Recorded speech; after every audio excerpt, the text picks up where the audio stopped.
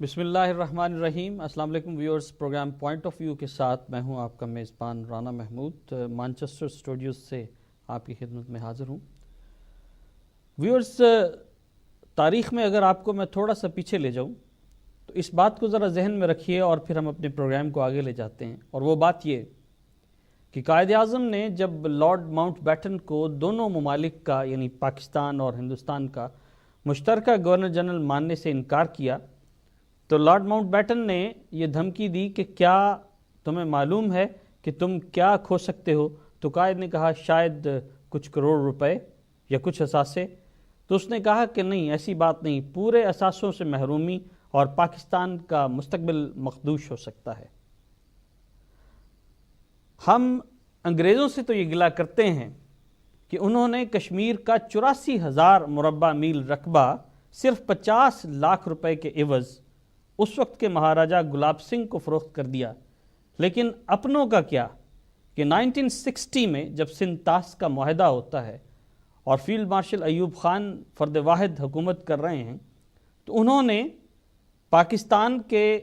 جو 3 دریاؤں کا پانی، جو مشرقی دریاؤں کا پانی تھا جس میں ستلج، بیاس اور راوی ہے، وہ جو 16 ملین ایکڑ فٹ پانی ہے، وہ سارے کا سارا اس معاہدے کے تحت ہندوستان کو دے دیا۔ میرے وہ دوست جو ہمیشہ مجھ سے یہ بحث کرتے ہیں یا پروگرام میں ٹیلی فون کے ذریعے اس بات کا اعادہ کرتے ہیں کہ جب بھی ملٹری حکومت آئی تو اس وقت پاکستان کے حالات درست ہوئے، اور جب بھی جمہوری دور آتا ہے وہ حالات نہیں ہوتے جو ملٹری حکومت کے زمانے میں ہوتے ہیں۔ اگرچہ مجھے یہ بات ماننے میں کوئی عار نہیں کہ موجودہ جمہوری حکومت کے دور میں کرپشن کی یہ انتہا ہے کہ نیب کا چیئرمین ریٹائرڈ ایڈمرل فصیح بخاری خود یہ کہتے ہیں کہ روزانہ 7 ارب روپے کی کرپشن ہوتی ہے، جو سالانہ 2500 ارب روپے کی کرپشن بنتی ہے۔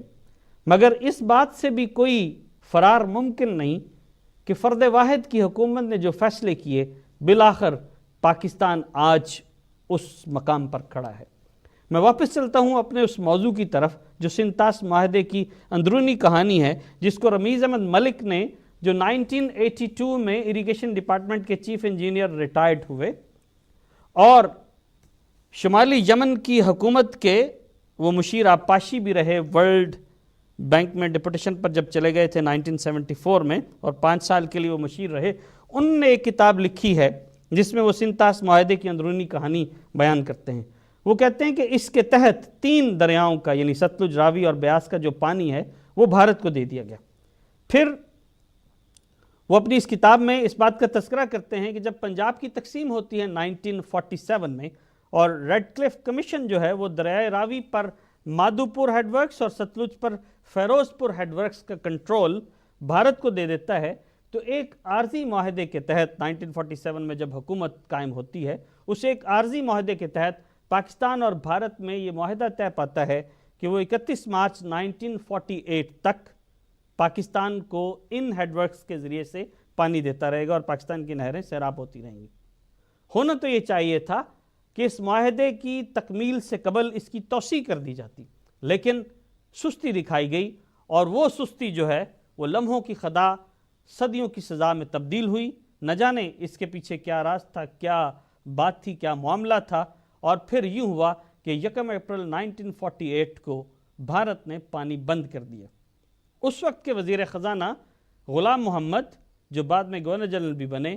وہ مذاکرات کے لیے دہلی چلے گئے، اور ہندوستان نے حسب روایت مذاکرات کو طوالت دی۔ پھر وزیر خزانہ مجبوراً غلام محمد جو ہیں وہ لارڈ ماؤنٹ بیٹن کو ملتے ہیں اور اس کو اس معاملے کے حل کے لیے کہتے ہیں۔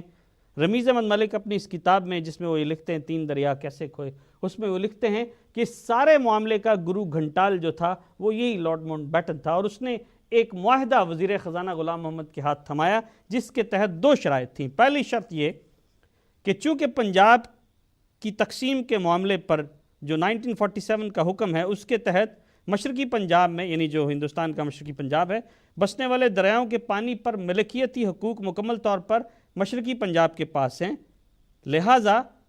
بھارتی مشرقی پنجاب جو ہے وہ پانی کی سپلائی کو بتدریج کم کرتے ہوئے، اگرچہ وہ تھوڑی دیر کے لیے اب چھوڑ دے گا پانی کو، مگر بتدریج کم کرتے ہوئے اس کو وہ ختم کر دے گا تاکہ آپ اپنے متبادل ذرائع کو قائم کر سکیں۔ یوں 34 دن کی بندش کے بعد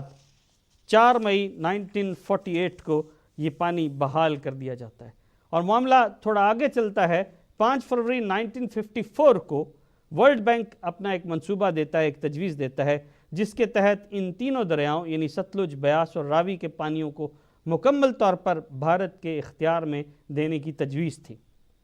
اس وقت کے جو وزیر اعظم تھے چوہے محمد علی نے، انہوں نے احتجاجی خط لکھا، اور پھر حسین شہید سہروردی نے 1958 میں 25 اگست 1958 کو کراچی میں ایک میٹنگ میں کہا کہ یہ پاکستان کے لیے، یہ معاملہ پانیوں کا معاملہ پاکستان کے لیے زندگی اور موت کا مسئلہ ہے، اور اس معاملے کو کشمیر کے مسئلے کی طرح ہم جنرل اسمبلی میں بھی اٹھا سکتے ہیں، یعنی اقوام متحدہ میں لے جا سکتے ہیں۔ اور پھر انہوں نے کہا کہ اگر انہیں اپنی جان بھی دینی پڑی تو وہ جان دینے سے بھی دریغ نہ کریں گے، لیکن پاکستان کو ان پانیوں کی کمی کی وجہ سے فاقہ کشی کا شکار نہیں ہونے دیں گے۔ سہروردی نے جو بیان دیا، وہ بیان ان کی وزارت عظمیٰ سے سبکدوشی پر منتج ہوتا ہے۔ پھر 8 اکتوبر 1958 پاکستان کی تاریخ کے سیاہ دور کا آغاز ہوتا ہے، وہ سیاہ ترین دن جس دن ایوب خان اپنے آپ کو field marshal Ayub Khan martial law لگا دیتے ہیں اور پریزیڈنٹ اپنے آپ کو اسیوم کر لیتے ہیں۔ ان کی حکومت نے ایک مراسلہ ورلڈ بینک کو لکھا، جس میں انہوں نے کہا کہ آپ کی تجویز جو 5 فروری 1954 کی تھی، اس کو ہم منوان تسلیم کرتے ہیں۔ ویورز، ایوب خان نے کتاب لکھی فرینڈز ناٹ ماسٹرز امریکہ کے متعلق۔ اس میں وہ لکھتے ہیں کہ جب وہ 56 اور 55 میں کمانڈر ان چیف تھے، اس وقت یہ پانیوں کا مسئلہ، اس کا بڑا شور و غل تھا پاکستانی پریس میں، اور انہیں اس سنگینی کا احساس تھا کہ کہیں جنگ نہ چھڑ جائے، تو انہوں نے پاکستان کے مغربی پنجاب سے یہ کہا کہ انہیں کچھ انجینئرز بھیجے جائیں اور اس پر انہیں بریفنگ دی جائے، جیسے وہ پاکستان کے مختار کل وہی تھے، اگرچہ وہ صرف کمانڈر ان چیف تھے۔ آج کا چونکہ یہ بحث نہیں ہے، لیکن میں آگے چلتا ہوں، اور ان انجینئرز نے آ کر کے ان کو بریفنگ دی۔ اس پر ایوب خان کہتے ہیں کہ جب انہوں نے اپنی حکومت سنبھالی تو وہ انجینئرز اور وہ فنی اور تکنیکی ماہرین جو ورلڈ بینک کی اس تجویز کی مخالفت کر رہے تھے، ایسے 30 سے 40 افسران کو انہوں نے لاہور کے گورنمنٹ ہاؤس میں بلوایا اور وہاں پر انہیں ایک خطاب کیا۔ وہ خطاب کیا تھا؟ وہ ڈانٹ ڈبٹ تھی، اور اس میں موصوف جنرل ایوب نے یہ فرمایا کہ اگر تم لوگوں نے اس تجویز کو نہ مانا تو میں تمہارے ساتھ خود نمٹوں گا، اور اگر کوئی معاملہ طے کرنا ہوا، کوئی مشورہ لینا ہوا تو میں آپ سے مشورہ لے لوں گا۔ اس ڈانٹ ڈبٹ کا احساس، یہ معاملہ یہ ہوا، اس کا ایفیکٹ یہ ہوا کہ ان تمام انجینئرز نے اپنی ساری سفارشات پیچھے کر لیں اور سارا معاملہ ایوب خان نے اپنے ہاتھ میں لے لیا۔ اور جب معاہدے کا مسودہ ورلڈ بینک نے تیار کر کے 1958 میں گورنمنٹ کو بھجوایا، تو اس وقت کے سیکٹری خوراک اور زراعت مسعود کھدر پوش نے ایک تنقیدی نوٹ لکھا، جس پر انہیں دھمکی دی گئی ایوب خان کی طرف سے، جو سیخ پا ہوئے کہ آپ کے خلاف سخت تادیبی کارروائی کی جائے گی۔ بہر طور ویورز، معاملہ یہ ہوتا ہے کہ اس تجویز کو مان لیا جاتا ہے اور پانیوں پر تصرف ہندوستان کو دے دیا جاتا ہے۔ معاملہ یہی نہیں رکتا ہے۔ 1959 میں بھارتی پھر ایک مطالبہ داغ دیتے ہیں لندن کی ایک میٹنگ میں، اور اس میں وہ یہ کہتے ہیں کہ جو پاکستان کے حصے کے دریا ہیں، چناب، جہلم اور سندھ، اس پر اگرچہ 54 کی تجویز کے تحت یہ طے پایا تھا کہ پاکستان کا اختیار ہوگا، سوائے جہلم کے پانیوں کو کچھ مقدار میں کشمیر کی سیرابی کے لیے چھوڑا جائے گا، اور اس مقدار کا تعین بھی نہیں کیا گیا تھا، جو بعد میں یہ بات عیاں ہوتی ہے کہ کیوں تعین نہیں کیا گیا تھا۔ اور صرف 1 سال بعد بھارت نے یہ مطالبہ کر دیا کہ ان دریاؤں پر بھی برقی طاقت کے حصول کے لیے، زرعی استعمال کے لیے اور طغیانیوں پر قابو پانے کے لیے،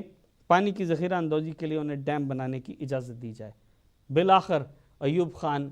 اس بات کو بھی اس لیے مان لیتے ہیں کہ اس سے $886 ملین کی